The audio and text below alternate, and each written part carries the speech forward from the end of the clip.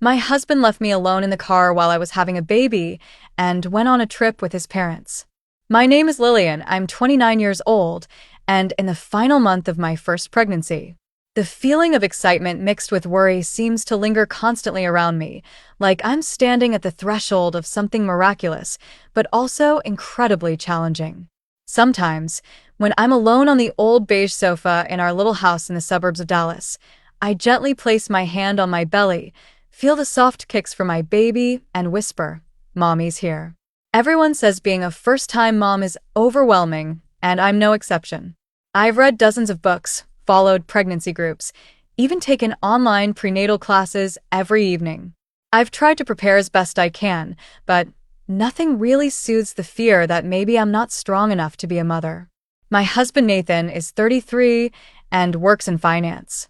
He always says he's busy, under a lot of pressure, and needs to unwind on the weekends, so almost every Friday afternoon he drives to his parents' house about 2 hours away, no special occasion, no urgent reason, just a routine as he calls it.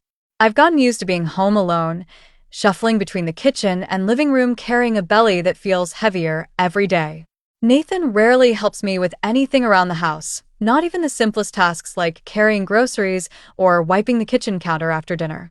One time, I asked him to help clean the baby's room. He just looked at me and mumbled, "You're on maternity leave now, you've got more time than I do." It's hard to believe someone about to become a father could say something like that, but I was too drained to argue. I still remember a recent Saturday afternoon when the sun was blazing and I struggled to carry a sack of rice from the car into the house. Standing in the yard, sweat pouring down my face, I just wished someone would help, but he was off fishing with his dad, like I didn't even exist. When I texted him, all I got was a short reply, "You can handle it, you're strong." There are moments when I just sit in the quiet kitchen, surrounded by the lingering smell of food and the sound of the TV drifting from the living room, wondering, did I choose the wrong person? But then my baby shifts inside me, reminding me, I'm not alone. I have this child, my only source of hope that keeps me going each day. Nathan isn't necessarily a bad person. He used to be gentle, caring, at least in the beginning, but ever since I got pregnant, everything's changed. He's become distant, irritable, and overly critical.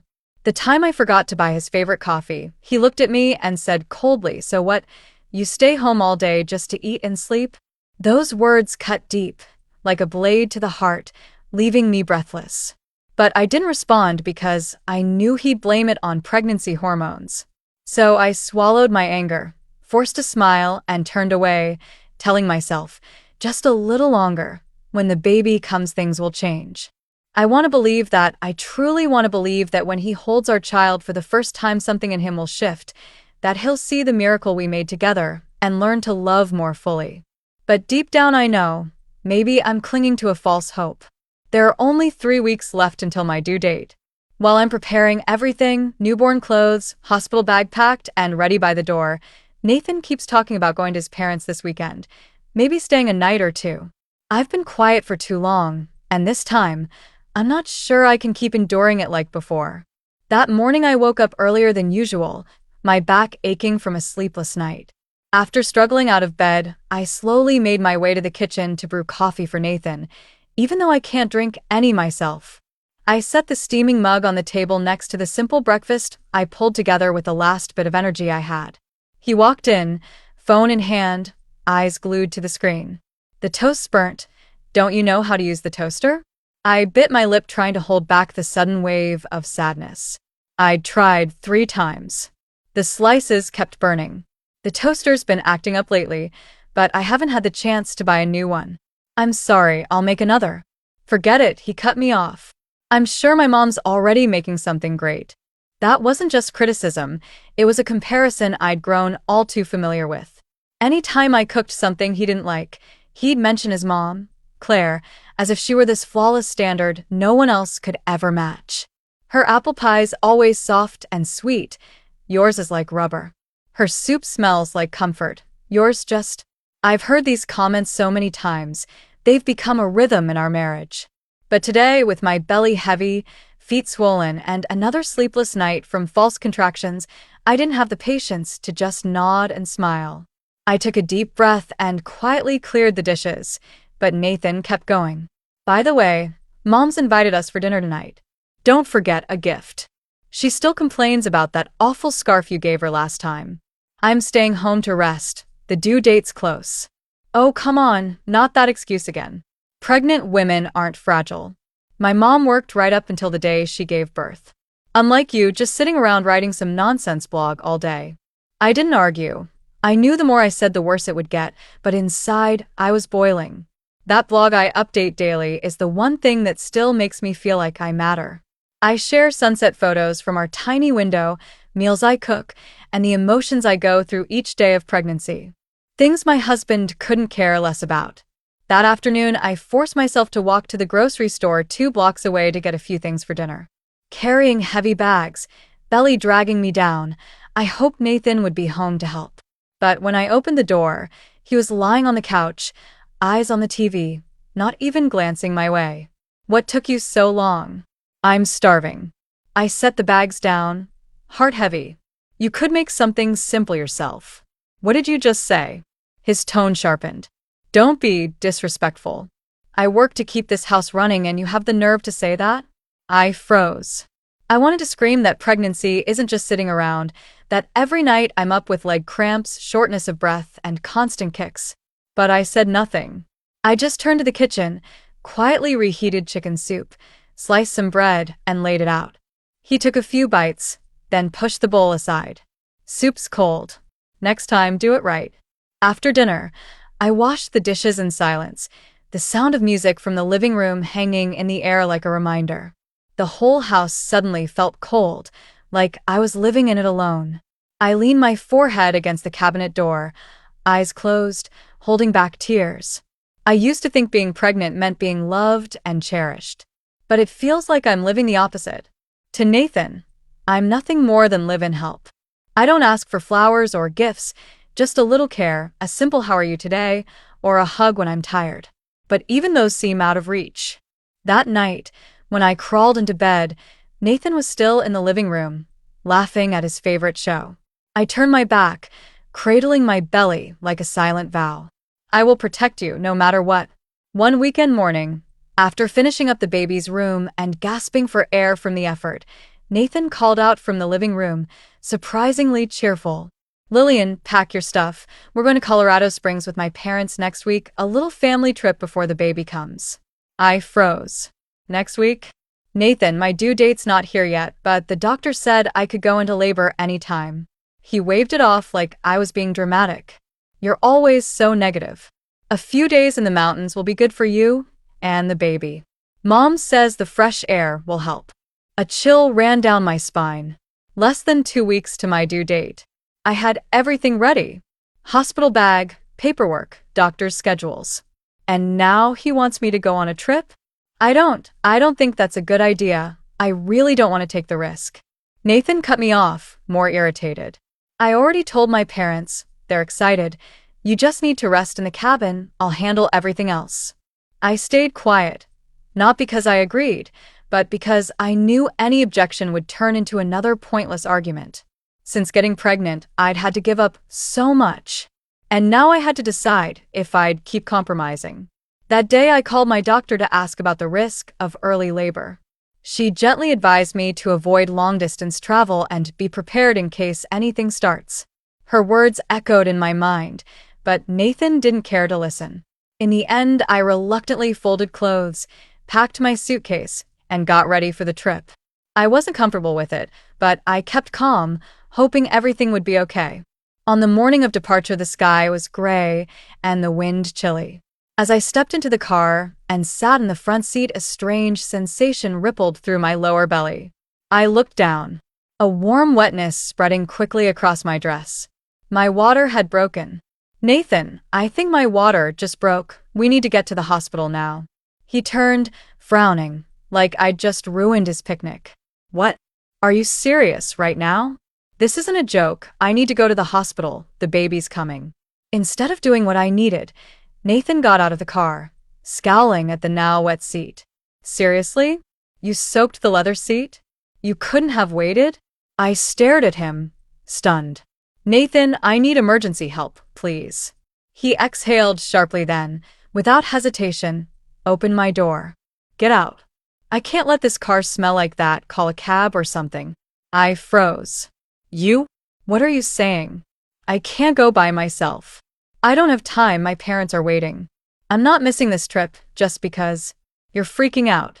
And then, right in front of my shocked eyes, Nathan pulled my suitcase from the trunk, set it down by the curb and drove off, leaving me standing alone on the sidewalk as the first contraction started to tighten in my abdomen. I mustered all my strength to call for an ambulance, my hand shaking so much I nearly dropped the phone. Just then a car pulled up beside me. Lillian? A familiar voice called out from the rolled-down window. It was Chloe, the neighbor who lived a few houses down. She stepped out, her eyes scanning me with concern. Your water broke, get in the car, quick. I'll take you to the hospital. Without waiting for my reply, Chloe helped me into the car, gently fastened my seatbelt, then hit the gas. All the way to the hospital, she held my hand, reassuring me while asking about my condition. I was in pain and deeply embarrassed, but overwhelmingly grateful. Why is it me, not your husband? She asked softly. I didn't answer. I just looked down as tears rolled down my cheeks. Once we arrived, everything happened fast. I was rushed into the ER, my heart pounding, my mind spinning with one haunting question. The man I once called my husband, does he even deserve a place in our child's life? I didn't know. But what I did know was that the moment Nathan drove away was also the moment I let go of the last illusion I had left. I woke up under the pale, white light of the hospital room. The smell of antiseptic and the beeping of the monitors reminded me I was okay, or at least still alive after the nightmare. It took a few seconds for everything to come back to me. My water breaking, Nathan abandoning me on the side of the road, and Chloe, the one who brought me to safety. When I opened my eyes, Chloe was sitting next to my bed, holding a now cold paper cup of coffee. She looked up and smiled gently, like she'd been waiting for me forever. You're awake. Thank God, Chloe said, her voice trembling. I nodded as best I could, my throat dry. My baby, how is she? A girl. Healthy and beautiful like an angel, Chloe answered, then gently took my hand. The doctor said everything went smoothly. Both mom and baby are stable. I let out a breath of relief. Tears slid down silently, not from pain, but from the overwhelming sense of gratitude. Chloe gave my hand a light squeeze. You don't have to say anything, she said, as if reading my mind. I already called your parents. They're on their way. Hearing that, I couldn't hold back my emotions. My parents and I had grown distant ever since I married Nathan against their wishes. But knowing they were coming to me at my most vulnerable moment warmed something inside my heart. About an hour later, the door burst open and my parents rushed in, faces full of worry. My mom ran to hug me, crying uncontrollably. My dad, usually stern and composed, had red, glassy eyes as he looked at me lying there, still hooked up to 4 lines. I'm so sorry, Lillian, my mom sobbed. We shouldn't have let you go through this alone. I shook my head, no. Don't say that, I chose this path. But no one deserves to go through that alone, my dad said, his eyes turning to Chloe with unspoken gratitude. Thank you. Truly. I just did what anyone should, Chloe replied, sincerely. While my mom stayed to take care of me, my dad stepped outside to talk to the doctors. Chloe was about to leave, too, but before she stepped out, she turned and said quietly, there's something you should know. Yesterday, after I got you to the hospital, Nathan called me. A lot. But I didn't pick up. I froze. Did he say anything? Just left a message. 1 line. Is Lillian okay? I let out a bitter laugh that caught in my throat. He left me on the side of the road, and that's all he asked? Chloe looked at me, her expression serious. You don't have to decide anything right now. But if you ever want to take action, I'll testify. I saw everything. Her words echoed in my mind like a lifeline thrown into a stormy sea. Deep down I knew, the moment I stepped out of that car, I also stepped out of a marriage I never should have trusted. That night, I was moved to the postpartum recovery room. My mom rocked the baby to sleep while my dad sat by the window reading the paper, as if trying to hide his emotions. I turned to the small crib next to my bed. She was so tiny, sleeping soundly, with her lips pursed. I rested my hand on my belly, now soft and empty, but something inside me was growing stronger. Determination. When the nurse came in to check on me, she whispered gently, "Miss Chloe left her contact info, in case you need anything." And a small envelope. Inside is security footage of you being brought into the hospital, in case you ever want proof. I held the envelope with trembling hands, not from fear, but because I knew this was the first step. That video might be just a few minutes long, but it was undeniable evidence of a long journey of suffering and truth. I whispered to the sleeping baby in the crib, "Sweetheart, I promise. I'll never let anyone hurt us again." And right then I knew I was about to do the one thing I used to fear. Start over. But this time, with my daughter in my arms, I would never have to walk alone again. About 3 days after giving birth, as I was just getting used to the baby's new routine, something unexpected happened. Chloe came to visit in the afternoon, bringing a bouquet of white daisies and a more serious look than usual. "Lillian, have you been following the news these past few days?" she asked in a quiet voice, as if afraid of worrying me. I shook my head. Since giving birth, my parents had kept my phone so I could focus on resting. I hadn't thought about social media or anything outside the hospital room. Chloe looked at me, then pulled her phone from her bag. She showed me a video clip. My heart clenched the moment I recognized the scene. It was me, heavily pregnant, wobbling on the sidewalk, amniotic fluid pooling at my feet. And Nathan, shouting and driving away, leaving me behind. Even though my face was blurred, the situation was clear. A med student happened to witness everything and recorded it. The video spread fast, over 2 million views in just 48 hours. I sat there stunned. At first no one knew who you were, but someone recognized the license plate and traced the car's owner. "That's how Nathan's identity got out," Chloe continued. "We've kept your information private. All people know is that he abandoned his pregnant wife." I stared at her, my heartbeat quickening. This is really that serious?" Chloe nodded. "Very serious. Social media is blowing up.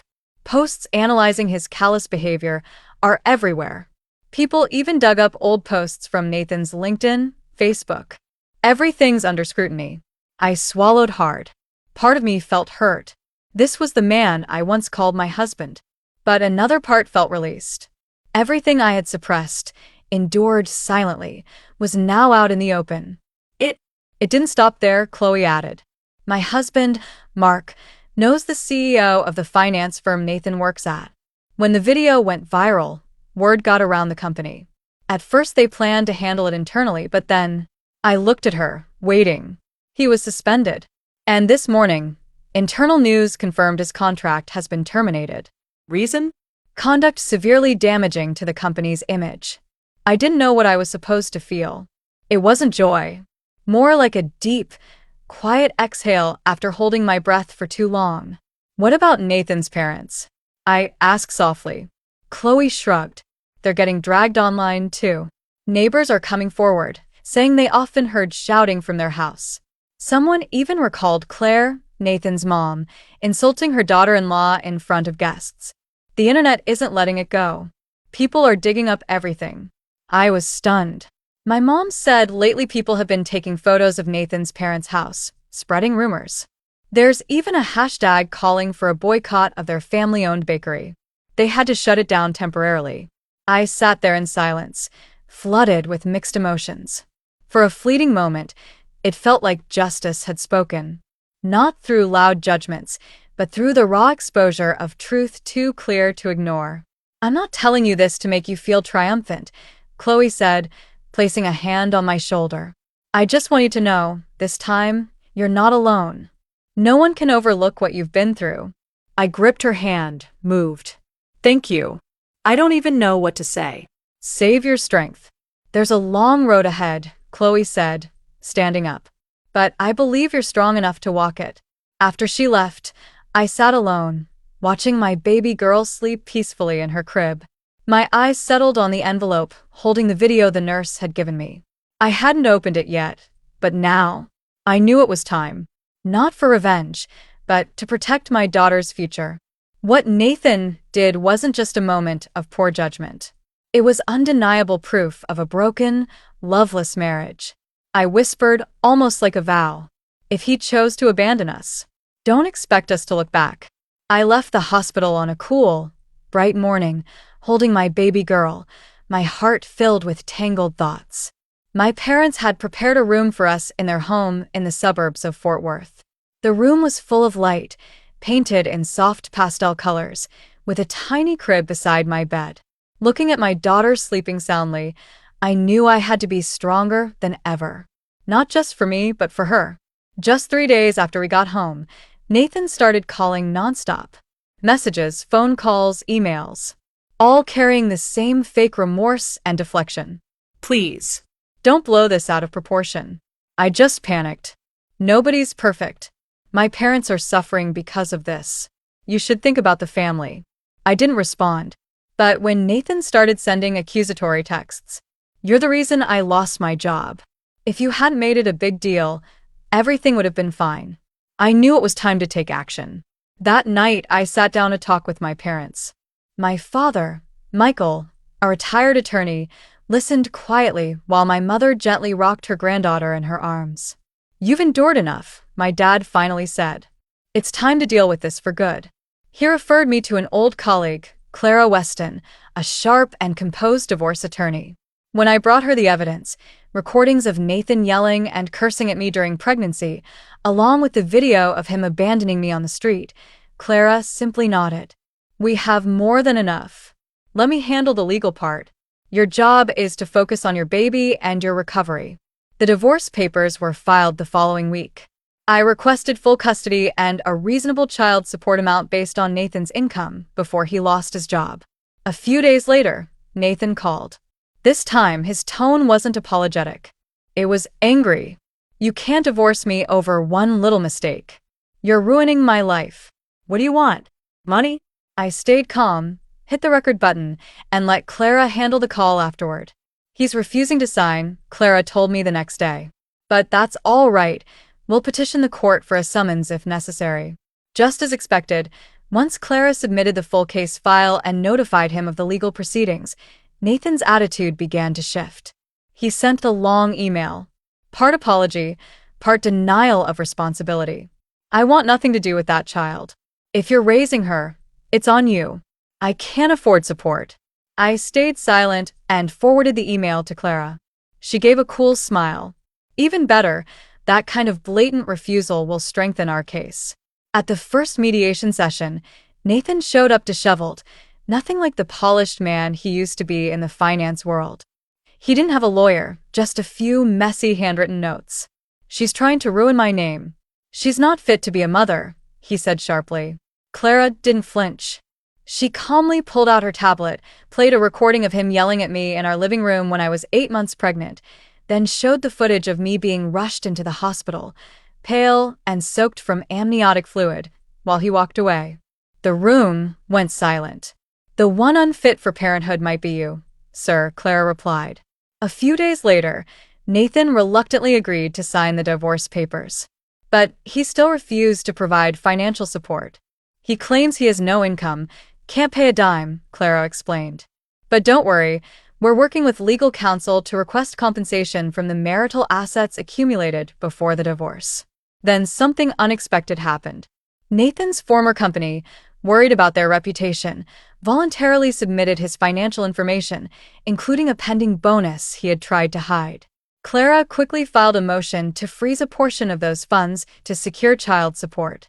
I didn't wish for Nathan to live in misery, but I couldn't let my child go without basic needs because the man once called father wanted to disappear from his responsibilities. The night the court approved our support request, I stepped out onto the porch with my baby in my arms, breathing in the first breeze of early summer. I looked down at the sleeping child nestled against me and whispered, "From now on, everything will be different, I promise." After the divorce became official, I thought life would go back to normal. But I was wrong. The consequences of Nathan's actions didn't stop. They snowballed, growing bigger and pulling him and his family into a downward spiral. News of Nathan's firing spread quickly through the community he once thrived in. His name became a shameful footnote, tied to the viral phrase, "the husband who abandoned his pregnant wife," shared across platforms.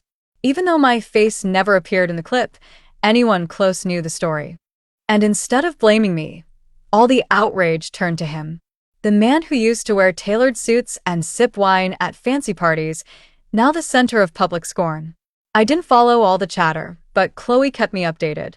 "You know, his house got a foreclosure warning," she said during a visit one crisp fall morning. "Looks like he can't make the payments anymore." I didn't say anything.